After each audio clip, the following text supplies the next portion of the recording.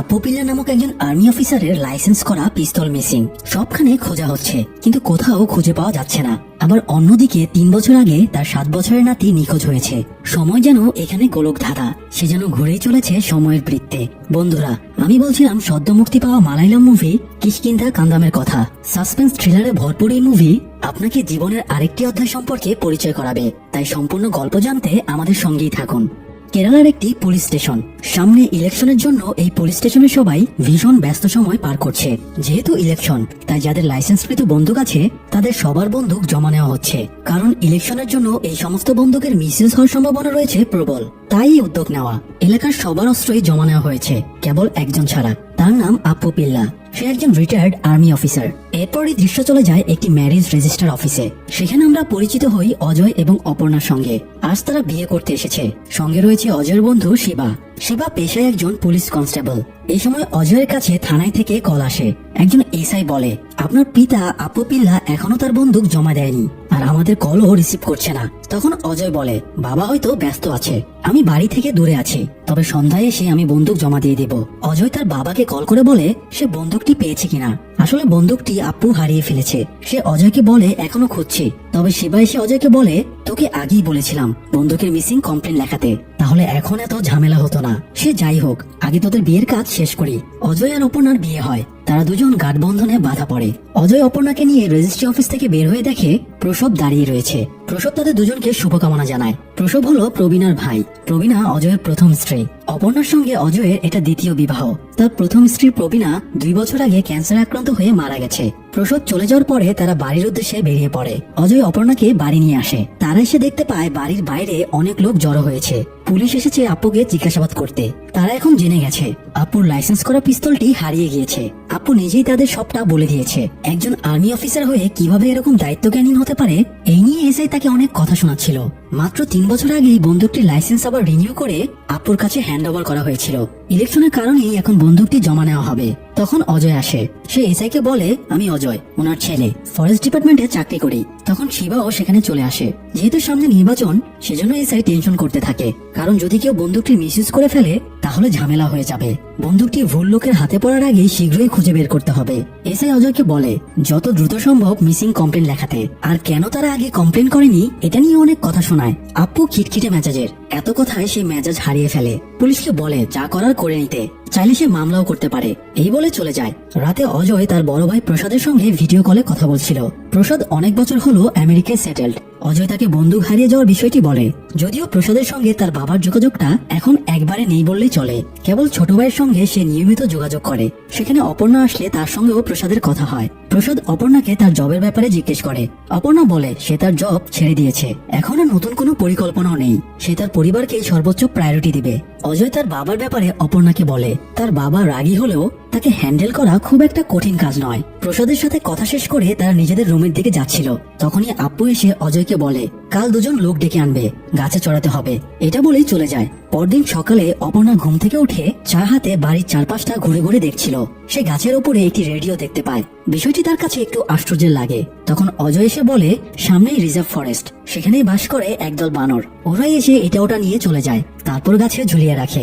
চারিপাশে খেয়াল করলে আরো এমন অনেক জিনিসই দেখতে পাবে।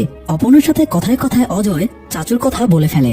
চাচু বানর একদম পছন্দ করতো না, কারণ বানরেরা তার খেলনার জিনিস নিয়ে চলে যেত। আপনারা হয়তো ভাবছেন চাচু কে। চাচু আসলে অজয় ও প্রবীণার সন্তান। চাচু নিখোঁজ হয়েছে প্রায় 3 বছর ধরে।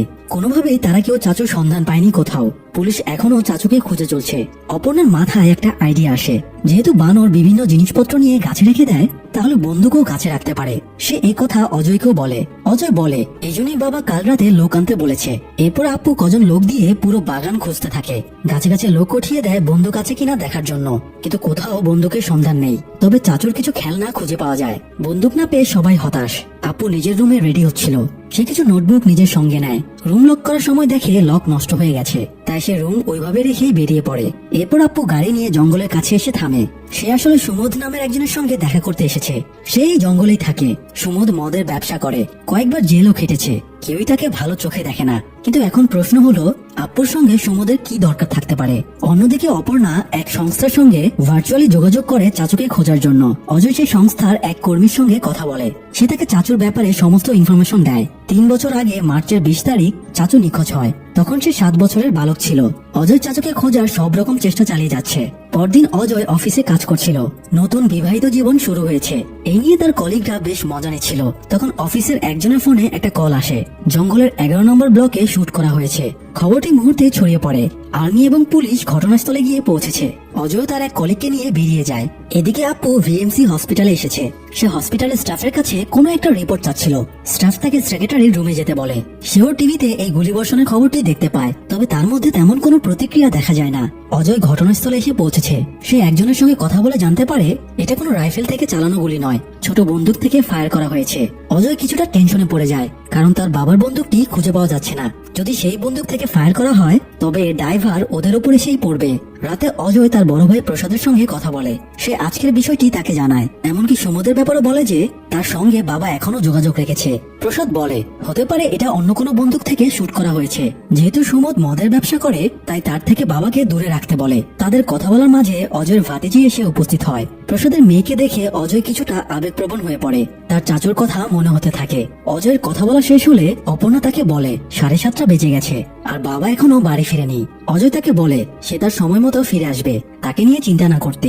অজয় রাতে খাবার খেতে বসেছিল, তখনই তার বাবার কল আসে। সে বলে তার গাড়িটি স্টার্ট নিচ্ছে না, জঙ্গলের মাঝে সে আটকে রয়েছে। অজয় অপর্ণাকে নিয়ে দ্রুত বেরিয়ে পড়ে। সে গিয়ে দেখে আপ্পু দাঁড়িয়ে রয়েছে। অজয় আপ্পুর গাড়ি চেক করে।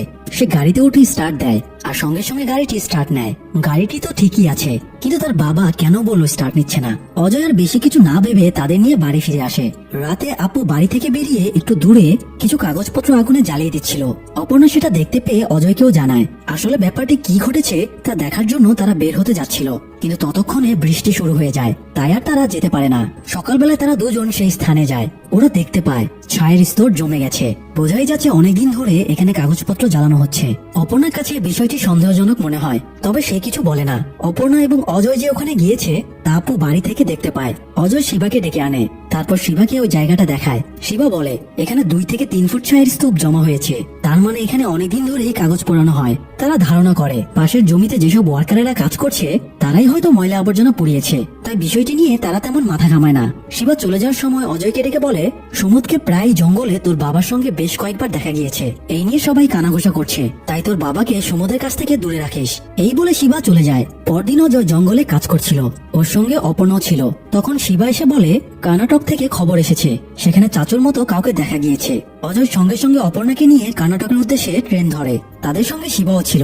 ট্রেনে বসে অজয় অতীতের কথা ভাবছিল। চাচুর প্রিয় একটা খেলা ছিল, যেটা অজয় মনে করার চেষ্টা করছিল, কিন্তু কিছুতেই তার মনে পড়ছিল না। প্রবীণের ক্যান্সার ধরা পড়ার পর সে চাচুকে তেমন সময় দিয়ে উঠতে পারেনি। বলতে গেলে একা একাই বড় হচ্ছিল চাচু। দাদা আপ্পুর সঙ্গেও সে তেমন ঘনিষ্ঠ ছিল না।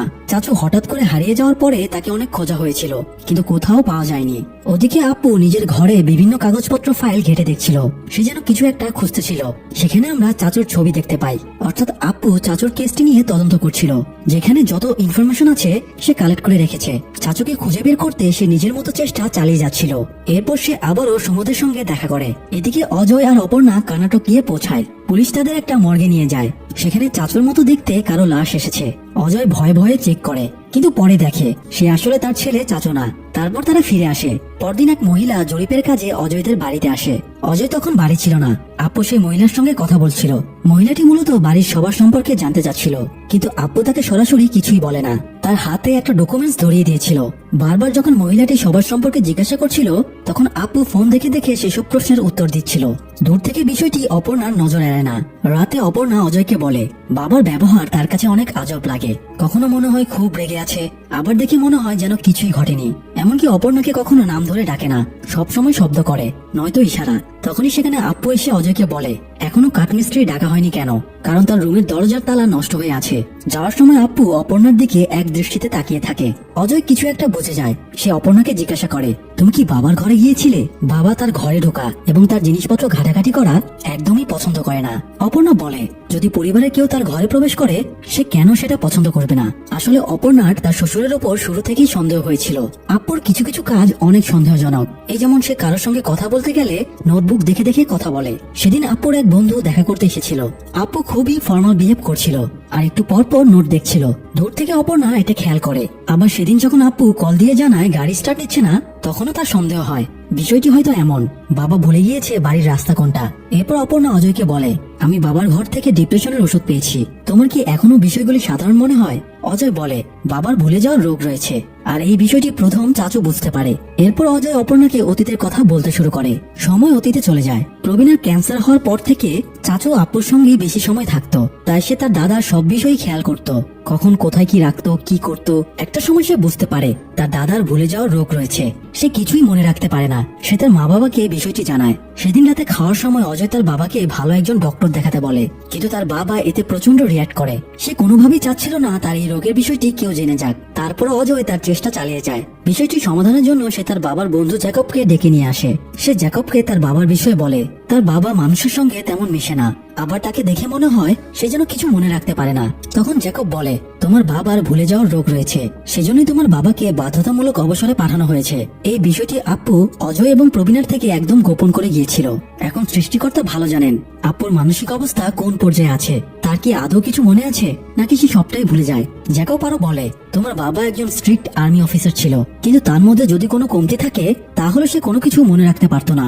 এই নিয়ে আমাদের মধ্যে খুব গসিপ হতো, তবে বিষয়টি শুরুতে আমরা তেমন গুরুত্ব দেইনি। তবে একদিন তোমার বাবার বন্দুক হারিয়ে যায়। এটা উপরমহল অবধি চলে যায়। সব জায়গায় বন্দুক খোঁজা হয় কিন্তু কোথাও পাওয়া যায় না। পরে একদিন সেটা ওয়াশিং মেশিনে পাওয়া যায়। এটা অথরিটির কাছে পৌঁছে গেলে সবাই মিলে সিদ্ধান্ত নেয় তাকে বাধ্যতামূলক অবসরে পাঠানোর, কারণ বিষয়টি বাইরে প্রকাশিত হলে আর্মিদের জন্য তা লজ্জাজনক হবে। এবার অজয় জিজ্ঞাসা করে তাহলে বাবা আপনাকে কিভাবে মনে রেখেছে? জ্যাকব বলে তোমার বাবার ঘরে আর্মিতে থাকা সময়ের অনেক ছবি দেয়ালে লাগানো রয়েছে, তা দেখে সে মনে রাখে। আর দৈনন্দিন জীবনে ঘটে যাওয়া সবকিছু সে নোটবুকে লিখে রাখে। সময় বর্তমানে ফিরে আসে। অপর্ণা বুঝতে পারে কেন অজয় তাকে কিছু বলেনি। তার নিজের কিছুটা হলেও গিল্টি ফিল হয়। এরপর অপর্ণা ল্যাপটপে চাচুর বিভিন্ন ছবি ভিডিও দেখছিল। ছেলেটার প্রতি তার কেমন যেন মায়া জন্মে গেছে। একটা ভিডিওতে অপর্ণা হঠাৎ দেখে বাবা চাচুকে বকা দিচ্ছে। তার কাছে এটা কেমন যেন লাগে। সে অজয়কে জিজ্ঞেস করে বাবা আর চাচুর মধ্যে সম্পর্ক কেমন ছিল। অজয় বলে যেহেতু বাবা আর্মি পার্সন তাই তার কঠিন রুলস চাচু নিতে পারতো না, এতে সে প্রায় অ্যাগ্রেসিভ হয়ে পড়তো। বিষয়টি নিয়ে আমিও টেনশনে ছিলাম। তখন অপর্ণা বলে চাচু যদি নিখোঁজ হয় সেদিন তো তুমি প্রবীণাকে নিয়ে হসপিটালে গিয়েছিলে, হতে পারে বাবা চাচুর নিখোঁজ হওয়ার সম্পর্কে কোনো তথ্য জানে, কিন্তু সে হয়তো তা ভুলে গিয়েছে, কারণ সেই সময় চাচুর সঙ্গে বাড়িতে একমাত্র বাবাই ছিল। অপর্ণার কথা শুনে অজয় গভীর চিন্তায় পড়ে যায়। সে সময় তারা পুলিশের গাড়ির আওয়াজ পায়। অজয়দের বাড়ির কাছে কিছু জমি তারা 2 বছর আগে প্রতিবেশীর কাছে বিক্রি করে দিয়েছিল। এখন তারা সেখানে বাড়ি নির্মাণ করছিল। তো বাড়ি তৈরির জন্য লেবাররা যখন মাটি খনন করছিল তখন তারা সেখানে একটা কঙ্কাল খুঁজে পায়, ছোট আকৃতির একটি কঙ্কাল। পরে তারা পুলিশকে ইনফর্ম করে। অজয় অপর্ণাও দেখতে যায় আসলে কি ঘটেছে। তারা গিয়ে কঙ্কালটি দেখতে পায়। দুজনের চোখে মুখে আতঙ্ক। এটা তো আবার চাচুর মৃতদেহের কঙ্কাল নয়। তখন শিবা এগিয়ে এসে বলে তুই এখানে কেন? আমি যাওয়ার সময় তোর সঙ্গে দেখা করে যাব। অজয় শুধু জিজ্ঞাসা করে কঙ্কালটি কার জানা গেছে? শিবা জানায় ফরেন্সিক টিম আসছে, আসলেই জানা যাবে। এরই মাঝে ফরেন্সিক টিম এসে পৌঁছায়। তারা পরীক্ষা নিরীক্ষা করে জানায় এটা কোনো মানুষের কঙ্কাল নয়, বরং এটা বানরের কঙ্কাল। কঙ্কালটি ভালোভাবে পরীক্ষা করে দেখতে ল্যাবে নিয়ে যায়। রাতে ফরেন্সিক ল্যাবের একজন ডক্টর অজয়ের সঙ্গে দেখা করতে আসে। যেহেতু সে একজন ফরেস্ট অফিসার তাই সে অজয়কে বলে বানরের কঙ্কাল পাওয়াটা আমরা খুব স্বাভাবিকভাবে নিয়েছিলাম, কিন্তু কেসটা অনেক জটিল, কারণ বানরটি বন্দুকের গুলিতে মারা গিয়েছে। শুধু তাই নয়, 3 বছর আগে এই ঘটনাটা ঘটেছে যখন জমিটির মালিক অজয়রা ছিল, তাই এটার দায়ভার এখন অজয়দের কাঁধে এসেই পড়বে। বর্তমান মালিকের এতে কিছু যায় আসে না। অজয় বাড়ি ফিরে অপর্ণাকে সমস্ত ঘটনা জানায়। পুলিশের কাছে বানরের পোস্টমর্টমের রিপোর্ট এসেছে। বানরের গায়ে যে গুলি লেগেছে তা কোনো রাইফেলের নয়, একটা ছোট পিস্তল থেকে শুট করা হয়েছে। তো স্বাভাবিকভাবে কেউ শিকারের উদ্দেশ্যে বানরটিকে গুলি করেনি। আবার 3 বছর আগে যখন চাচু নিখোঁজ হয়েছিল তখনই বানরটি মারা যায়। সব মিলিয়ে পুলিশের সন্দেহের তীর আপুর উপর এসে পড়ে, কারণ তার বন্দুক এই মুহূর্তে মিসিং, বা কবে থেকে মিসিং তারা জানে না। কারণ ইলেকশনের জন্য বন্দুক জমা নেওয়া না হলে কেউই বিষয়টি ধরতে পারতো না। এখন সবারই মনে হচ্ছে আপু হয়তো কোনো বিষয় লুকিয়ে যাচ্ছে। অজয় জঙ্গলের মধ্যে দিয়ে গাড়ি চালিয়ে যাচ্ছিল। সে হঠাৎ তার বাবাকে দেখতে পায়। তার বাবা আবার সুমদের সঙ্গে দেখা করতে এসেছে। এরপর তার বাবা যখন চলে যাচ্ছিল তখন অজয় গাড়ি থামিয়ে তার বাবাকে গাড়িতে তুলে নেয়। যদিও সে সুমদের ব্যাপারে কোনো প্রশ্ন করে না, তবে বানরের কেসটি নিয়ে কথা বলতে থাকে। ছোট পিস্তলের কথা শুনে তার বাবা রেগে বলে ওঠে তুমি কি আমায় সন্দেহ করছো? আমার পিস্তল থেকে কি বানরের গায়ে গুলি লেগেছে? অজয় তার বাবাকে শান্ত হতে বলে আর বলে পুলিশ এ ব্যাপারে আপনাকে প্রশ্ন করতে পারে। আপু আর কিছুই বলে না, চুপ করে থাকে। পরের দিন আবার আপু সেই ভিএমসি হসপিটালে যায়। সেদিনের মতো কোনো একটা রিপোর্ট কালেক্ট করে, তারপর নোটবুকে কিছু একটা লিখে রাখে। তারপর বাড়ি ফিরে আসে। আজও বাড়ি ফেরার পথে সে রাস্তা ভুলে যায়। পরে যখন একটা বাস আসে তখন ওই বাসকে অনুসরণ করে সে বাড়ি ফিরে। এটা যেন তার নিত্য নৈমিত্তিক ব্যাপার হয়ে উঠেছে। এরপর একজন আপুর সঙ্গে দেখা করতে আসে। তার নাম শেখর। সে পেশায় একজন সাইকিয়াট্রিস্ট, কিন্তু আপুকে বলেছে সে একজন আর্মি পার্সন, যাতে করে আপুর ট্রিটমেন্ট করতে সুবিধা হয়। এদিকে আপু তার নোটবুক বের করে দেখছিল। সে সবার সম্পর্কে নোটবুকে লিখে রাখে। সেখানে লেখা ছিল সে শেখরকে আর্মি পার্সন মনে করে না, তাই সে শেখরকে নানা রকম প্রশ্ন করতে থাকে। শেখর বুঝতে পারে আপু তাকে কথার জালে ফেলার চেষ্টা করছে, তাই সে বাড়ি থেকে চলে যেতে নেয়। তখন আপু তাকে ধরে ফেলে। দুজনের মধ্যে বেশ ধস্তাধস্তি হয়। ধস্তাধস্তির এক পর্যায়ে আপু পড়ে যায়। তখন মুহূর্তেই এতক্ষণ কি ঘটেছে তা সে ভুলে যায়। শেখর বুঝতে পারে আপু সব ভুলে গেছে। সে সুযোগ বুঝে আপুর নোটবুকের লেখা মুছে দেয়। আর তখনই অজয় আর অপর্ণা চলে আসে। ওরা এতক্ষণ বাড়িতে ছিল না। এরপর শেখরও চলে যায়। এদিকে দুজন ফটোগ্রাফার জঙ্গলে ফটো তুলতে যায়। তারা একটা বানরের হাতে বন্দুক দেখতে পায়। সেই দৃশ্য ক্যাপচার করে পুলিশের কাছে জমা দেয়। পুলিশ সন্দেহ করতে থাকে এটা আপুর বন্দুক হতে পারে। তবে বন্দুকের সন্ধান যেহেতু পাওয়া গেছে, তাই এটা ওই এলাকার জন্য হুমকি স্বরূপ। তাই ওই এলাকায় 144 ধারা জারি করা হয়। সবাইকে সাবধান করা হয়। পুলিশ আপুকে ডেকে আনে। তারপর ওই পিকচার দেখায়। আপুর এমনিতেও কোনো কিছু মনে থাকে না, তবে সে বলে দেয় এটা তারই পিস্তল। কিন্তু অনেকেই তার সঙ্গে একমত হয় না, কারণ ছবি দেখেই বলা যায় না এটা আপুর। সেই মডেলের অন্য বন্দুক হতে পারে, বা আবার এটা খেলনা বন্দুকও হতে পারে। সে যাই হোক, পুলিশ ডিপার্টমেন্ট সিদ্ধান্ত নেয় আপুর লাইসেন্স ক্যান্সেল করার। যেকোনো সময় যেকোনো দুর্ঘটনা ঘটার চান্স রয়েছে। এরপর আমরা আবার দেখতে পাই আপু নিজের রুম থেকে অনেকগুলো কাগজপত্র এনে সে একই জায়গায় পুরাচ্ছিল। তখনই অপর্ণা এসে দেখে ফেলে। আপু যখন চলে যায় তখন অপর্ণা আগুন নেভানোর চেষ্টা করছিল, আর তখনই আপু এসে অপর্ণাকে বাধা দেয়। ফলে দুজনের মধ্যে ধস্তাধস্তি শুরু হয়। এসব দেখে অজয় দৌড়ে এসে তাদের শান্ত করার চেষ্টা করে। অজয় অপর্ণাকে ছাড়িয়ে নেয়, আর একটু পরে আপু সবকিছু ভুলে যায়। অজয় আর অপর্ণাকে ওইভাবে দেখে বলে তোমার ঝগড়া হলে ঘরে গিয়ে সমাধান করো, এভাবে বাইরে ঝগড়া করলে প্রতিবেশীরা কি বলবে। অর্থাৎ এতক্ষণ যা ঘটেছে তা আপুর কিছুই মনে নেই, এমনকি সে বাড়ি যাওয়ার রাস্তাটাও ভুলে গিয়েছে। এদিকে আপুকে আবারও থানায় ডাকা হয়েছে জিজ্ঞাসাবাদের জন্য। সে পুলিশের কাছে এখন সন্দেহভাজন ব্যক্তি। তাকে প্রায় সময় সুমদের সঙ্গে দেখা গিয়েছে। আবার তার পিস্তল হারানো থেকে শুরু করে বানরের কঙ্কাল সব প্রায় সন্দেহজনক। পুলিশ আপুকে জানায় আমরা সকালে সুমদকে জিজ্ঞাসাবাদের জন্য নিয়ে এসেছিলাম। সে বলেছে 3 বছর আগে বানরের গায়ে যে গুলিটি লেগেছে সেটা আপনার লাইসেন্স করা পিস্তলের, আর বানরটিকে মার্চের শেষের দিকে শুট করা হয়েছে। এরপর আপনার পিস্তলটির কি হয় সেটা কেন কোথাও দেখা যায়নি। আপু কি বলবে বুঝতে পারছিল না। সে চুপ করে বসে থাকে। আর আপু কি বা বলবে তার তো কোনো কিছু মনেই থাকে না। আপুকে পুলিশ স্টেশনে আনা হয়েছে সেটা অজয় জানতো না। শিবা তাকে ফোন করে জানায় এবং সুমদের সঙ্গে দেখা করতে বলে যদি নতুন কোনো তথ্য পাওয়া যায়। অজয় আর অপর্ণা দুজনেই সুমদের সঙ্গে দেখা করতে যায়। তারা সুমদকে জিজ্ঞাসা করে আপু কেন এখানে আসতো। সুমদ 3 বছর আগে কি ঘটেছিল তা বলতে শুরু করে। সময় চলে যায় অতীতে। সুমদ অজয়দের বাড়ির কাছ দিয়ে যাচ্ছিল। হঠাৎ চিৎকার চেঁচামেচির আওয়াজ শুনে ভিতরে ঢুকলে সে দেখতে পায় আপু চাচুকে মারছে। সুমদ তাকে ধরে থামায়। আপু প্রচন্ড রেগে গিয়েছিল, কারণ চাচু তার লাইসেন্সকৃত বন্দুক দিয়ে একটা বানর মেরে ফেলেছে। সুমদ তাকে বুঝিয়ে শান্ত করে ছোট মানুষ একটা ভুল করে ফেলেছে। তারপর নিজে ওই বানরকে নিয়ে মাটি চাপা দিয়ে দেয়। জায়গাটাও পরিষ্কার করে। কিন্তু সে ফেরার সময় দেখে আপু খুব নিশ্চিন্ত হয়ে বাড়িতে ঢুকছে, যেন একটু আগে কোনো কিছুই ঘটেনি। চাচু মন খারাপ করে বসেছিল। এরপর সুমদ সেখান থেকে চলে যায়। এর কয়েকদিন পর আপু সুমদের সঙ্গে দেখা করতে যায়। এটা শোনার জন্য আসলে সেদিন কি ঘটেছিল সুমদ তাকে সবটাই বলে। কিন্তু সে প্রায় সুমদের কাছে যেতে থাকে আর প্রতিবারই একই প্রশ্ন করতে থাকে। এরপর সুমদের কিছুটা সন্দেহ হয় আপু কি আসলেই সবকিছু ভুলে যাচ্ছে নাকি। একদিন সে সরাসরি প্রশ্ন করে বসে, কিন্তু তাতে আপু প্রচন্ড রেগে যায়, যেন তার ভুলে যাওয়ার বিষয়টা সে কাউকে জানান দিতে চায় না। তারপর সুমদ আর কিছু বলেনি। অপর্ণা জিজ্ঞাসা করে আপনি কিভাবে বুঝতে পারলেন যে বাবা সবকিছু ভুলে যায়। সুমদ বলে আপু প্রতিবার একই প্রশ্ন জিজ্ঞাসা করে আর আমি তাকে সেই উত্তরই প্রতিবার দেই। এছাড়া তাকে দেখে মনে হতো সে যেন নতুন করে বিষয়টি প্রথমবার জানতে পেরেছে। অন্যদিকে সিআই আপুকে একের পর এক প্রশ্ন জিজ্ঞাসা করেই চলেছে। সিআই বলে দেখুন আপনি হয়তো আগে থেকে জানতেন আপনার বন্দুক মিসিং, কিন্তু সেটা কেন কাউকে জানাননি। আপনি কিছু একটা লুকিয়ে যাচ্ছেন সবার থেকে, কিন্তু সেটা কি। কিন্তু আপু একদম চুপ ছিল। অজয় পুলিশ স্টেশনে আসে। সে বাইরে তার বাবার জন্য অপেক্ষা করছে। শেখর তাকে কল করে বলে পুলিশ যেন আপুকে বেশি চাপ না দেয়, তার প্যানিক অ্যাটাক হতে পারে। এদিকে অপর্ণা সেই জায়গায় যায় যেখানে আপু কাগজ পড়াতো। সে গিয়ে দেখে এখনো কাগজে কিছু টুকরো জ্বলেনি। সে কাগজের টুকরোগুলোকে রুমে নিয়ে আসে। তারপর একটা কাগজে লেখা দেখতে পায় 6টি গুলি ছিল, 2টা গুলি মিসিং। অপর্ণা টেনশনে পড়ে যায়। সে আবার আপুর ঘরে যায়। গিয়ে দেখে অনেকগুলো ড্রয়ার, প্রতিটিতে বিভিন্ন রঙের অনেক নোটবুক। সবটাতেই কিছু না কিছু লেখা রয়েছে। সেগুলো আবার লক করে রাখা হয় সব সময়। ওদিকে পুলিশ আপ্পুকে তখনও ছাড়েনি। সন্ধ্যা হয়ে গিয়েছে। শেখর থানায় আসে। সে অজয়কে নিয়ে সিআই সঙ্গে দেখা করতে যায়। সে সিআই কে আপ্পুর মানসিক অবস্থার কথা খুলে বলে, এমনকি আর্মিতে থাকা অবস্থায় কেন তাকে বাধ্যতামূলক অবসরে পাঠানো হয়েছিল সেটাও বলে। আপ্পুর টার্মিনেশন লেটার দেখায়। আপ্পুর অসুস্থতার কথা শুনে এসআই পাশের রুমে আরেক অফিসারের সঙ্গে আলোচনা করতে যায়, কারণ এরকম কেসে সাধারণত লাইসেন্স করা পিস্তল ব্যবহারের জন্য দেওয়া হয় না, কিন্তু আপ্পুকে তারা দিয়েছে। এই ড্রাইভার তো এখন তাদেরই, তাই তারা বেশি কিছু না ভেবে আপ্পুকে ছেড়ে দেওয়ার সিদ্ধান্ত নেয়। এই ঘটনা পাঁচখানা হলে তাদেরই ঝামেলায় পড়তে হবে। এদিকে অপর্ণা আপ্পুর পুরো ঘরের তল্লাশি নিচ্ছিল। সে সবকিছু খুঁজতে খুঁজতে আলমারির একটা গোপন ড্রয়ারে সে বন্দুকটি খুঁজে পায়। অপর্ণা অবাক হয়ে যায়, যদি বন্দুকটি বাড়িতেই থাকে তাহলে সেটা কেন আপ্পু পুলিশের কাছে জমা দিচ্ছে না। অজয় তার বাবাকে নিয়ে বাড়ি ফিরে এসেছে। অপর্ণা এগিয়ে আনতে যায়। আপ্পু রুমে এসে প্রচন্ড রেগে যায়, কারণ জিনিসপত্র এলোমেলো ছিল। অপর্ণা যে ঢুকেছে তার বুঝতে সময় লাগে না। সে অপর্ণাকে বাইরে বেরিয়ে যেতে বলে। এরপর অপর্ণা শেখরের সঙ্গে কথা বলে। শেখর তাকে বলে আসলে আপ্পু নিজের সব কথা নোটবুকে লিখে রাখে, যেন ভুলে না যায়। এভাবেই সে সবকিছু মনে রাখে। তখন অপর্ণা প্রশ্ন করে, কেউ যদি কিছু মনে রাখতেই চায় তাহলে সে কেন নিজের লেখা নোটবুক পুড়িয়ে দিবে? শেখর বলে, হয়তো এমন কোন স্মৃতি আছে যা সে মনে রাখতে চাইছে না, তাই সেগুলো পুড়িয়ে ফেলছে।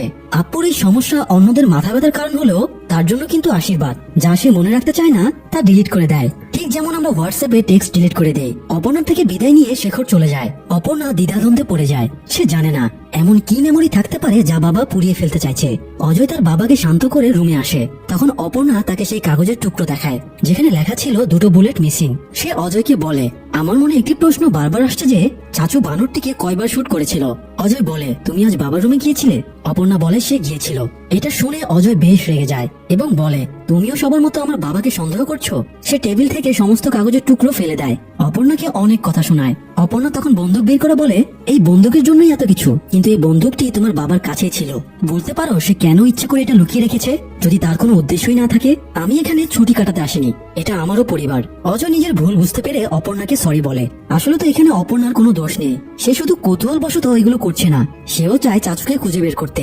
সে আবারও অজয়কে বলে, হতে পারে আমার সঙ্গে চাচুর কোনো সম্পর্ক নেই, কিন্তু আজ তো ওর তোমার সঙ্গে থাকার কথা ছিল। এই সমস্ত বিষয় চাচুর সঙ্গে জড়িয়ে আছে। বাবা নিশ্চয়ই আমাদের থেকে কিছু লুকিয়ে যাচ্ছে। আমার মনে হয় সে ভুলে যাওয়ার অভিনয় করে। সে তাই মনে রাখতে পারে যা সে ইচ্ছে করে, আবার যখনই কিছু জিজ্ঞাসা করা হয় ভুলে যাওয়ার অভিনয় করে।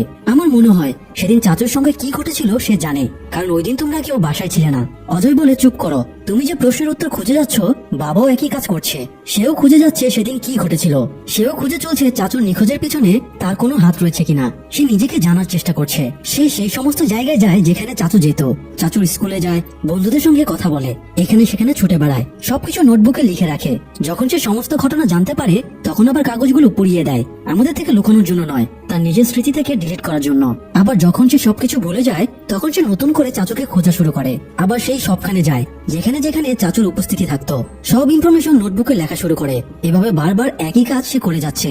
এবার অপর্ণা বলে, তার মানে বাবা সমাধান করে ফেলেছে চাচুর সঙ্গে কি ঘটেছিল আর চাচু কবে নিখোঁজ হয়েছিল। যেদিন তুমি আর প্রবীণা হসপিটালে গিয়েছিলে। টেবিল থেকে অপর্ণা সেই ভিএমসি হসপিটালের পোড়া রিপোর্টের একটি অংশ পায় যেখানে ডেট লেখা ছিল 19 মার্চ। সে অজয়কে বলে, তোমরা 19 মার্চ হসপিটালে গিয়েছিলে, কিন্তু চাচু তো নিখোঁজ হয়েছিল 20 মার্চ। পুলিশের রিপোর্ট আর পত্রিকার তথ্য থেকে তাই পাওয়া যায়। তার মানে সেদিন তোমরা বাসায় ছিলে।